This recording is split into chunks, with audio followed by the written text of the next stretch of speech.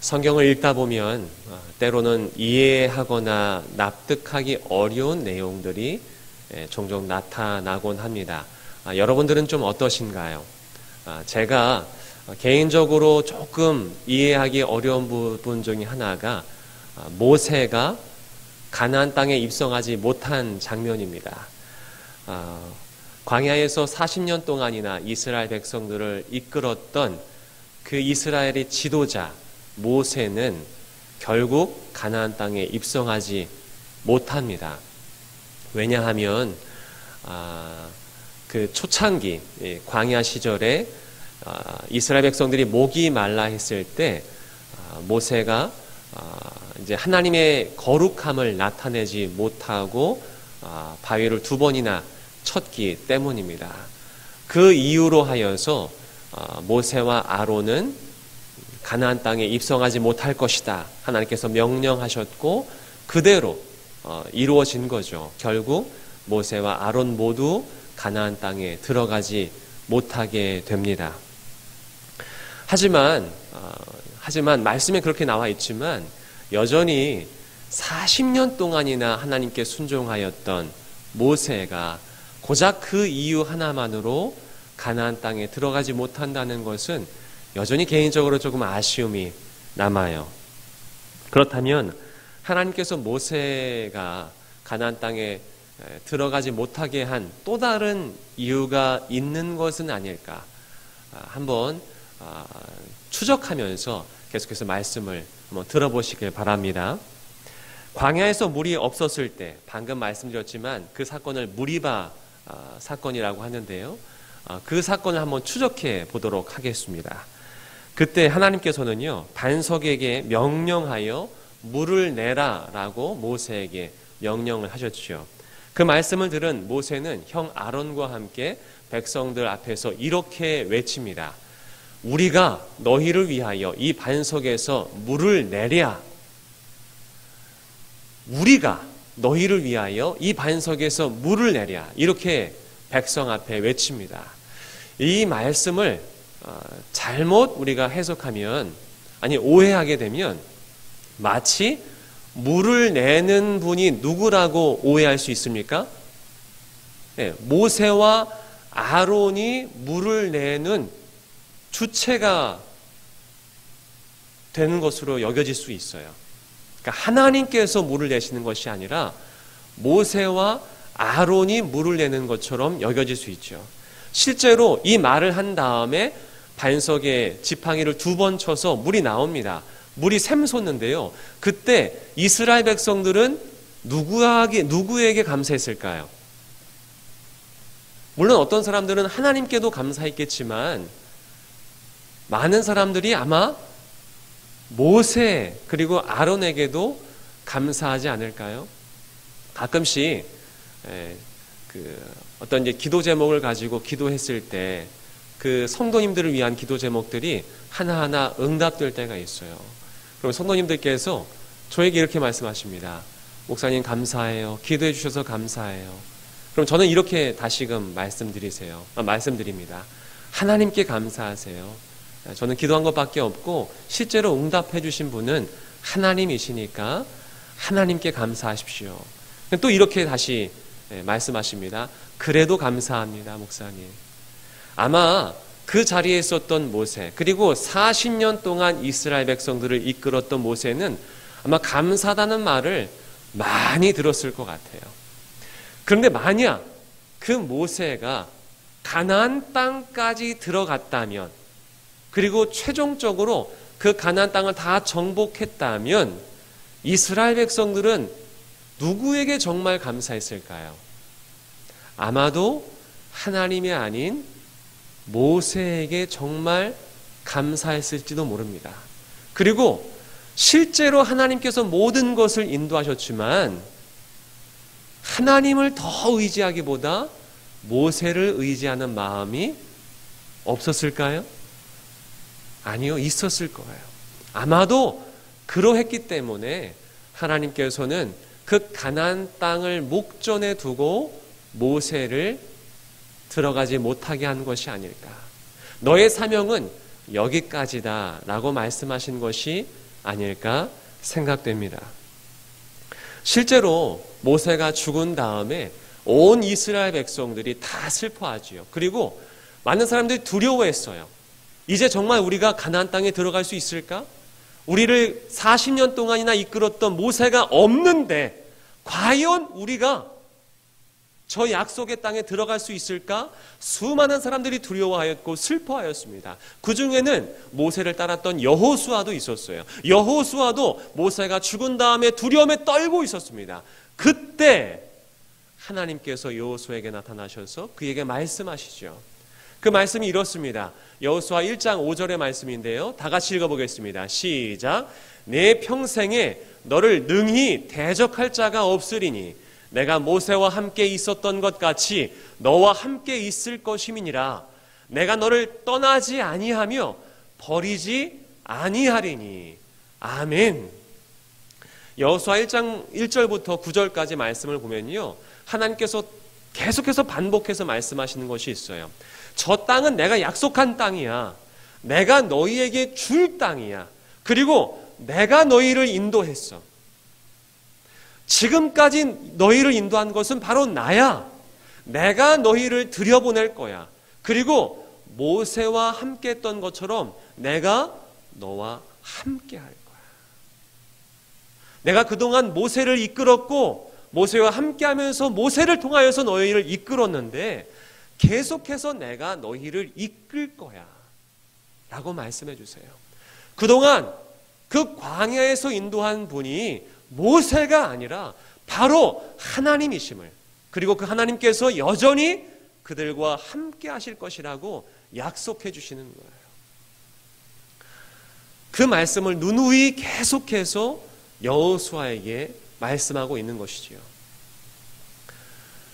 모세가 죽은 다음에 그 요단강을 건너고 여리고성에 또 입성하는 그 기간까지 그 사이에 공백이 있습니다.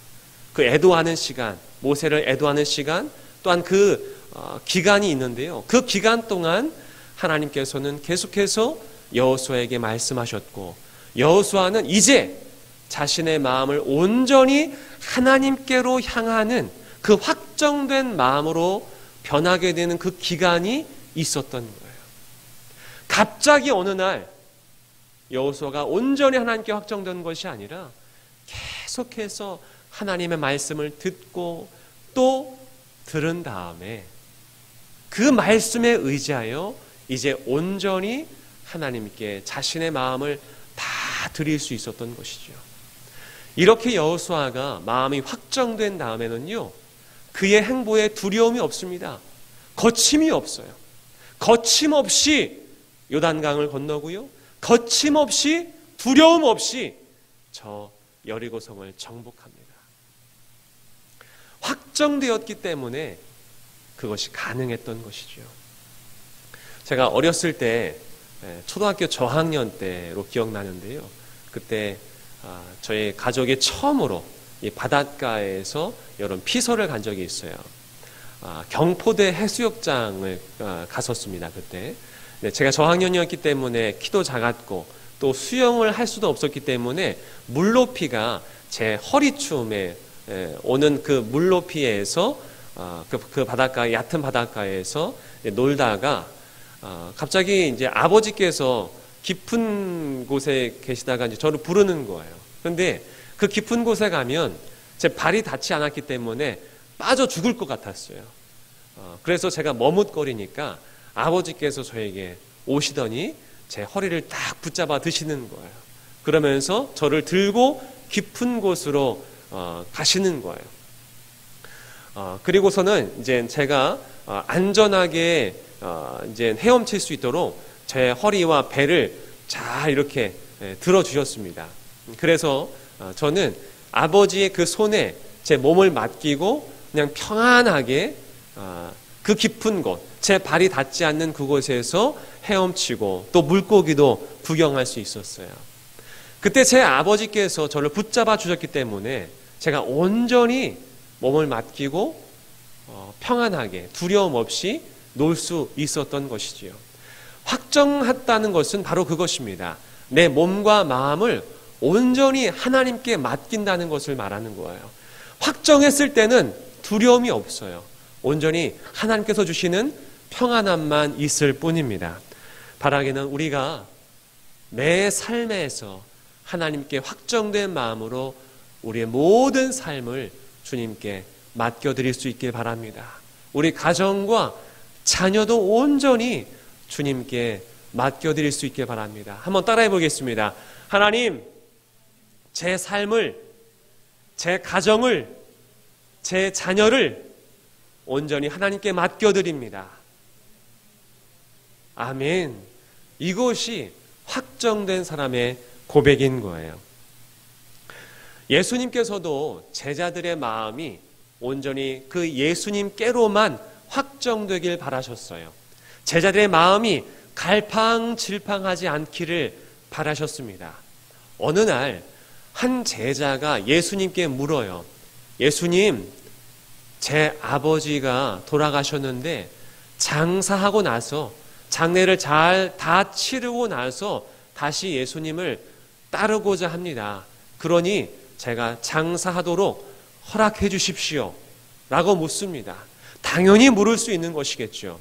그런데 그 제자는 그래도 바로 갈 수 있었지만 예수님의 허락을 받고 가려고 예수님께 먼저 물어본 거예요. 예수님께서 결정해 주시는 대로 따르겠다라는 마음으로 물어본 것이죠. 근데 예수님은 이렇게 대답하세요. 가지 마라. 아주 매몰차게 말씀하십니다. 이 장사를 치르는 것, 부모님 장례를 치르는 것은요, 그 당시 어떤 율법보다 상위의 율법이었어요. 안식일 그 모든 것을 제쳐두고 가장 상위에 있는 율법이 바로 부모님의 장례를 치르는 것이었습니다. 그런데 예수님께서는요, 그것마저 하지 말라는 거예요. 지금 너가 나를 따르고 있으니까 끝까지 나를 따르라 말씀하십니다. 어떻게 보면요, 너무나 매몰차요. 인정도 없는 것 같죠.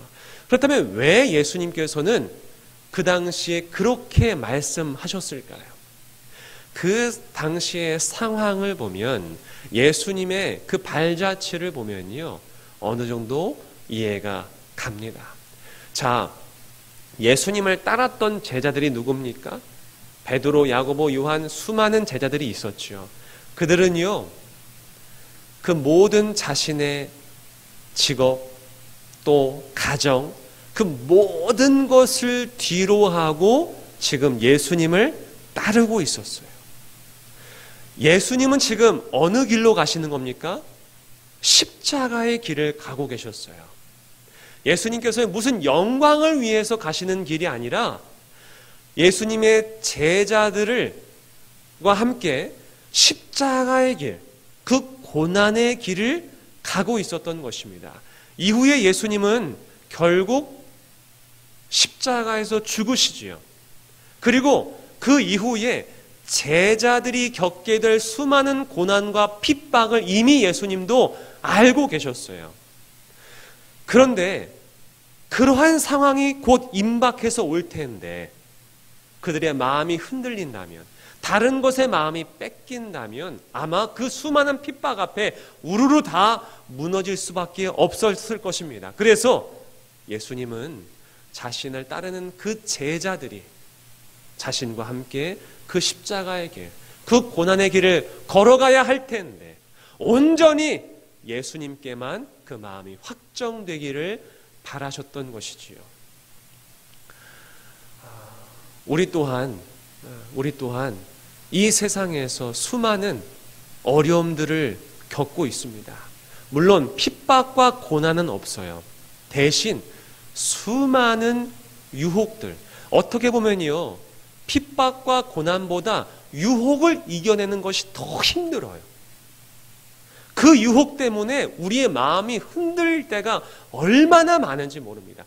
차라리 핍박이 오면 기도하고 이겨내면 되는데요, 유혹들은 우리가 알아채지 못하는 가운데에 다가오기 때문에, 우리 안에 스며들기 때문에 더 위협적일 수 있어요. 우리는 지금 그리고 여러분은 지금 어떠한 유혹 때문에 흔들리고 계십니까? 바라기는 우리의 마음이 온전히 하나님께만 확정되고 예수님을 바라보면서 그 유혹들을 물리칠 수 있기를 바랍니다. 또한 수많은 고난과 두려움에서 우리가 일어설 수 있기를 주님의 이름으로 축복합니다. 시편 57편은요, 다윗이 사울의 그 살해의 위협 앞에서 도망하여서 굴에 숨었을 때를 묘사하고 있습니다. 얼마나 무섭습니까? 자기의 장인 그리고 이 왕이 수많은 군대를 이끌고 자기를 죽이려고 하는데 얼마나 두려워요. 언제 죽을지 모르고 얼마나 공포스럽겠습니까? 근데 그때 그 굴 속에서 다윗이 하나님을 바라봅니다. 그리고 하나님께 부르짖습니다. 근데 놀라운 것은요, 그 죽음과도 같은 두려움 속에서 바울의 고백이에요. 놀라운 고백을 합니다. 우리 시편 57편 7절의 말씀인데요, 다 같이 읽어보겠습니다. 시작. 하나님이여, 내 마음이 확정되었고 내 마음이 확정되었사오니 내가 노래하고 내가 찬송하리이다. 아멘. 여러분, 어떤 죽음과도 같은 그 두려운 상황 속에서도 흔들리지 않고 하나님을 바라보는 것, 이것이 확정된 마음이에요. 그런데 놀라운 것은 그 확정된 마음으로 주님을 바라볼 때 우리 안에 놀라운 평안이 임한다는 거예요. 그래서 그 굴 속에서 다윗이 이렇게 고백하는 거예요. 내가 주님을 찬양하리이다. 여러분, 지금 주님을 찬양할 수 있는 상황입니까? 사울이 저 동굴 입구에서 수많은 군대를 이끌고 자기를 죽이려고 하는데 그 상황 속에서 하나님을 찬양할 수 있겠어요? 그런데 하나님을 바라보았던 그 다윗은요, 하나님, 내 마음이 확정되었습니다. 내가 흔들리지 않습니다. 내가 확실히 주님께 내 마음을 정했습니다. 그러하오니 내가 주님을 찬양합니다. 라고 고백하는 거예요. 그 고백에 우리가 도전받기를 바랍니다. 다윗의 이 고백에 곡조를 붙여서 만든 찬양이 모든 상황 속에서라는 찬양이에요. 그런데 저도 이 찬양을 참 좋아하고 즐겨 부릅니다. 그래서 얼마 전에 이 찬양을 유튜브를 통해서 듣는데요, 그 유튜브 영상에 댓글이 달렸는데 한 주부가 단 것 같아요. 근데 그 글이 참 감동이 되어서 여러분들과 나누고자 합니다. 아이를 키우는 어떤 주부가 쓴 글인데 잘 들어보시기 바랍니다. 매일매일 끝없이 반복되는 집안일에 지치고 나의 일상이 한없이 초라하게 느껴질 때, 내가 품었던 원대했던 꿈이 육아와 살림과 잡무에 떠밀려 한없이 멀어져 가는 것 같을 때, 모든 상황 속에서 이 찬양을 들으며 주님의 음성이 느껴지네요. 네가 지금 하고 있는 밥짓기와 설거지와 집 정리가 하나도 하찮지 않으며 귀하고 소중한 사명이니 걱정하지 말라. 네가 위대한 나의 사명을 감당하고 있음을 잊지 말라. 안심하라. 내가 너의 일상을 지켜보고 있단다. 이러한 하나님의 음성이 들려지는 것 같다라고 쓴 거예요. 그러면서 마지막으로 이 성도님께서 이렇게 글을 맺습니다. 하나님, 어떤 길이든 감사함으로 주님 뜻을 따르겠습니다. 라고 그 글을 맺었어요. 여러분, 이 마음이 확정되었다는 것은요, 어떤 대단한 선교사님들이 갖는 마음들이 아니에요.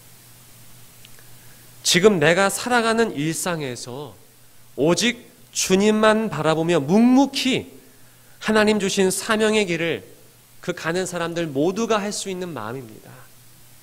내가 큰 대단한 일을 하기 위해서 그 확정된 마음이 필요한 것이 아니라요, 매일의 삶을 승리하기 위해서 흔들리는 내 마음을 붙잡고 오직 하나님 바라보기 위해서 우리에게 필요한 것이 바로 그 확정된 마음, 확정하는 마음이라는 것이지요. 우리가 언제 믿음이 무너지고 흔들립니까? 어떤 저 북한에서 핵의 위험이 온다고 해서 우리 마음이 흔들린다는 것이 아니에요. 저 우크라이나와 러시아가 지금 긴장 관계에 있는데 그런 어떤 전쟁의 위협 속에서 우리 마음이 흔들리는 것이 아니라요. 남편의 그 말 한마디가, 아내의 상처 주는 말 한마디가요, 우리의 믿음을 와르르 무너뜨릴 때가 있어요. 옆에 있는 성도님이 하시는 그 말씀 하나가, 그 말 하나가요, 어떨 때는 우리의 마음을 완전히 무너뜨릴 때가 있어요.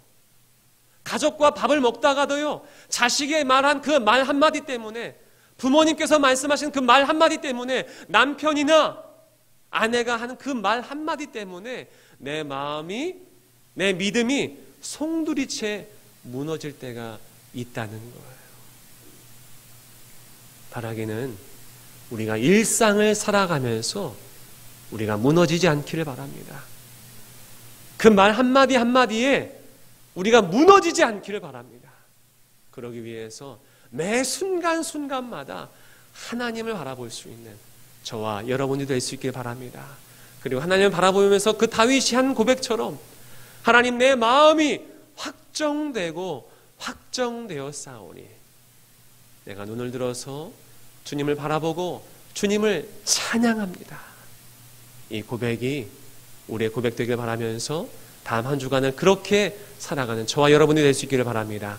이 시간 함께 그 모든 상황 속에서 다윗의 고백을 함께 우리가 드릴 수 있기를 바랍니다.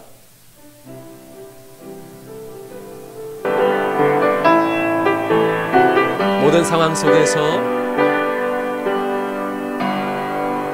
모든 상황 속에서 주를 찬양할지라, 주를 찬양할지라.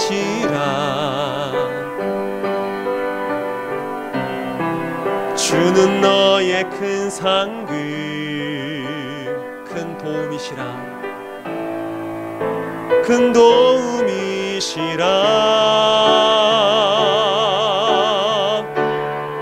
주의 얼굴 구할 때 주의 영을 부으사 크신 사랑 안에서 주를 보게 하소서. 내 영혼이 확정되고 확정되었사오니, 내 영혼이 확정되고 확정되었사오니 믿음의 눈 들어 주를 바라봅니다. 내 영혼이 확정되고 확정되었사오니 믿음의 눈 들어 주를 바라봅니다.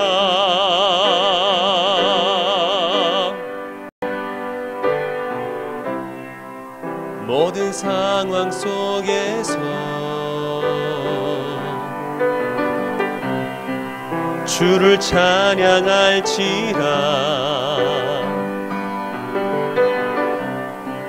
주는 너의 큰 상급,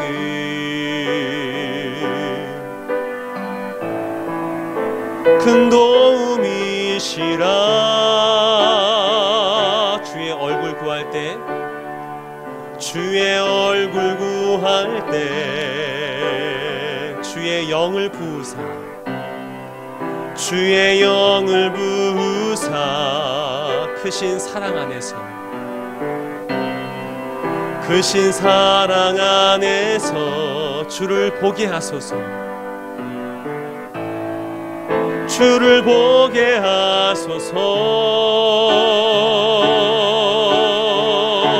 내 영혼이 확정되고, 내 영혼이 확정되고 확정되었사오니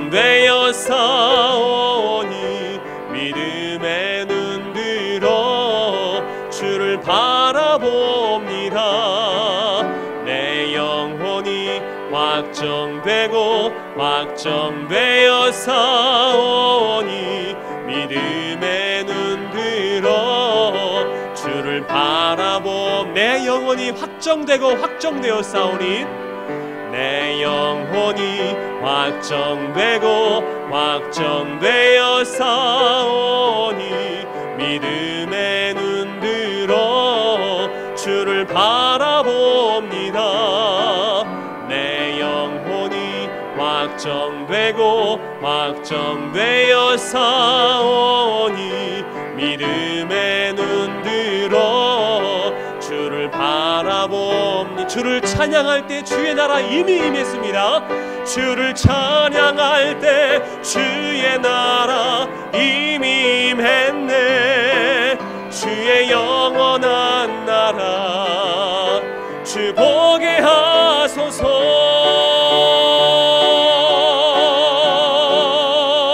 내 영혼이